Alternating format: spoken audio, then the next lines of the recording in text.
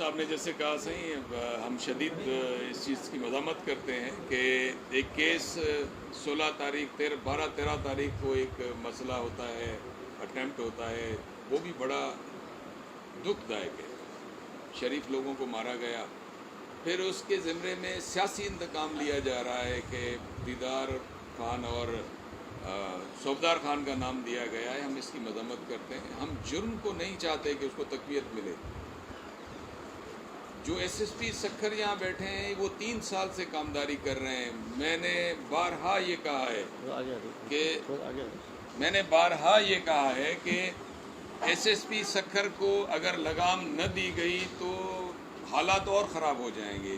ये किस तरफ धकेल रहे हैं? खुर्शीद शाह साहब का इसमें हाथ हो या किसी और वडेरे का हाथ हो, जिस किस्म की इन्होंने अब ये सियासत शुरू की है, इसके संगीन नताइज होंगे। ये लोग क्या चाहते हैं? कबीलाई झगड़े हों, कत्लो गारतगरी हो, इनका पोताक चलती रहे उससे? ऐसा न करें। इज़्ज़त इन सबको अल्लाह ने दी है और अल्लाह की मखलूक को लड़ाएंगे, नाजायज़ इस्तेमाल करेंगे अपनी इज़्ज़त को, तो खुदा के कहर से डरें। एसएसपी सक्खर, अभी हलीम साहब ने कहा कि उसे वहाँ से कुछ आया होगा, वो आया नहीं होगा। वो जेल में बुलावा आया होगा कि तुम यहाँ आओ, और वहाँ से इसे इंस्ट्रक्शन मिली होंगी। उसके बाद बैठ के ये रोज़ाना की बुनियाद पे हमारे लोगों पे केसेस मुख्तलिफ थानों पे हो रहे हैं। हमारे लोगों की एफआईआर नहीं कटती, लेकिन इनकी अगर छींक भी आती है तो 10 एफआईआर काट देते हैं।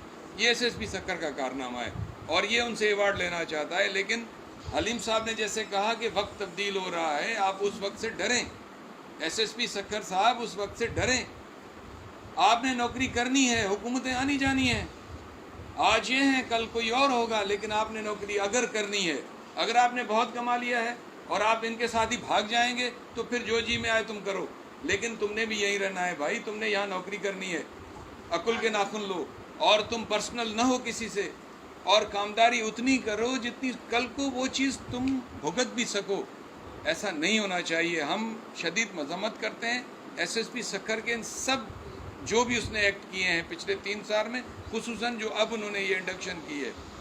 तो हम इन सबको, जो नाजायज़ चीज़ है उसे हम कंडेम करते हैं और चाहते हैं कि किसी के साथ नाजायज़ी ना हो।